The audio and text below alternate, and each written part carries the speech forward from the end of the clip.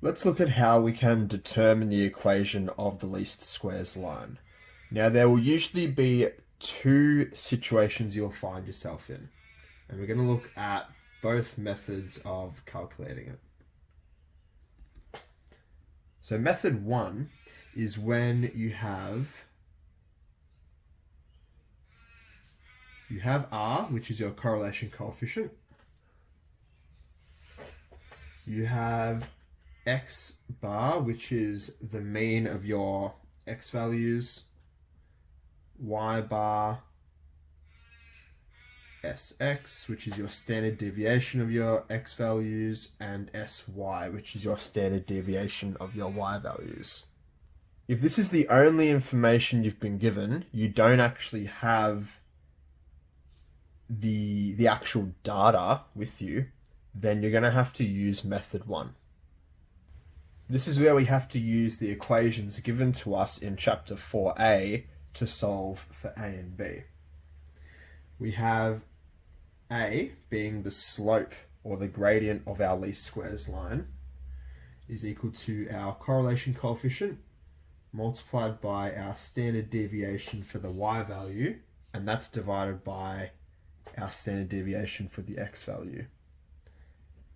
B, which is our intercept, is given by y bar minus a x bar. And the equation takes the form of y equals ax plus b. If we have the actual data values, they might give it to you in a table. That's when we use method 2. Method 2 is simply using your calculator.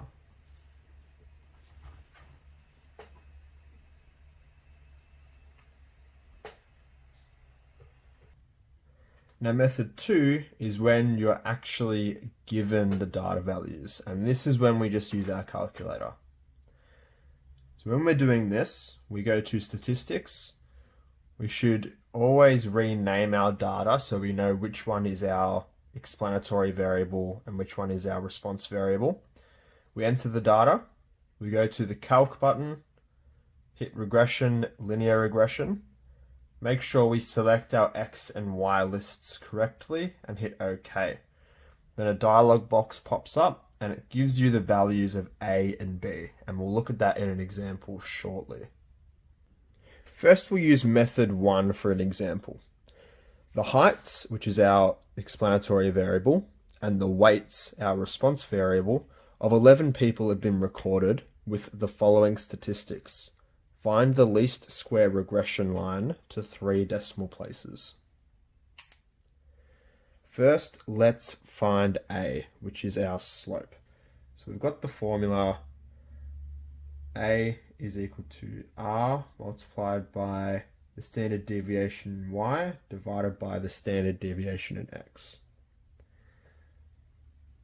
0.8502 multiplied by SY, 7.594, and that's all divided by Sx, which is 7.444.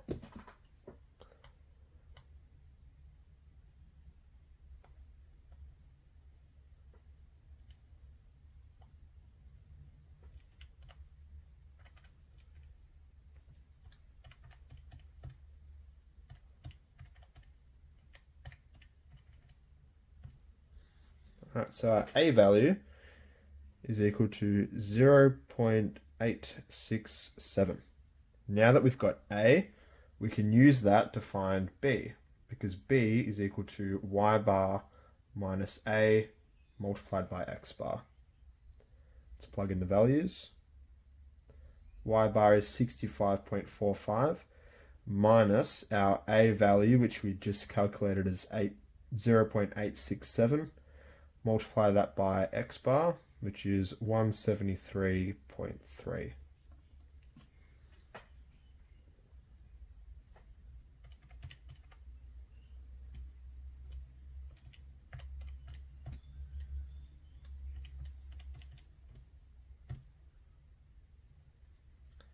So B is negative 84.8 0.01.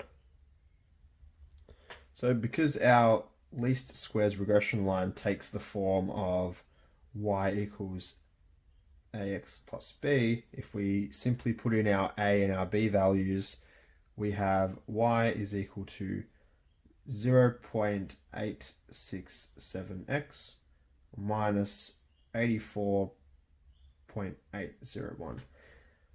We can't stop there yet though. Whenever we have our least regression lines, we should not leave y and x as y and x. We should replace them with the names of our explanatory and response variables. Now remember, explanatory variable is always on the horizontal axis, which is the x value. Response variable is always on the y-axis or vertical axis. So we have weight is equal to 0.867 multiplied by the height minus 84.801. Now let's do an example for method 2 where we have our actual data values and we want to use our calculator. So we're going to use these instructions, all right? Let's first go to statistics. Now when doing this, it's very important to identify which one is your explanatory and which one is your response variable. If you get them mixed up, you may get the wrong answer for your A and B. In this instance, we're looking at the time students spent studying versus the marks they got in an exam. I think we can say that the time spent studying is going to explain their marks in the exam. So their marks in the exam is a response from the time spent studying. So if we just make a mark here just to remind ourselves, time spent studying is going to be our explanatory variable, which is our x, and marks is our response variable, which is our y. Now, next step is to rename the data. Now, usually your x will go first, so I'm going to name this one time, and this one will be marks. Okay. So I must have used marks previously in a previous example, and it's actually remembered the data from marks. So this is from a different example. Now, if you go clear all, it gets rid of everything, except it doesn't actually get rid of its internal memory of marks. It still pops up.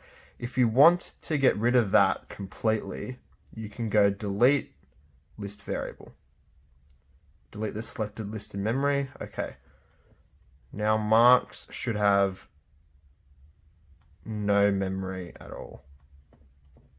Yep. Now we just need to enter our data. Once we've got all our data there, we're going to go to Calc, Regression, Linear Regression.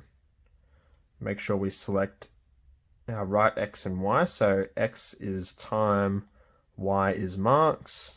Okay. And straight away we've got A is 1.62 and B is 30.77. And that's in the form of y equals ax plus b, which is what we want. So our equation here given by a calculator is y equals 1.62x plus 30.77.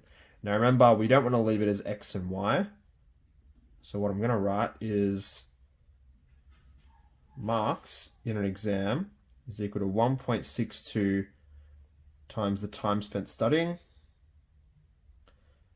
plus 30.77.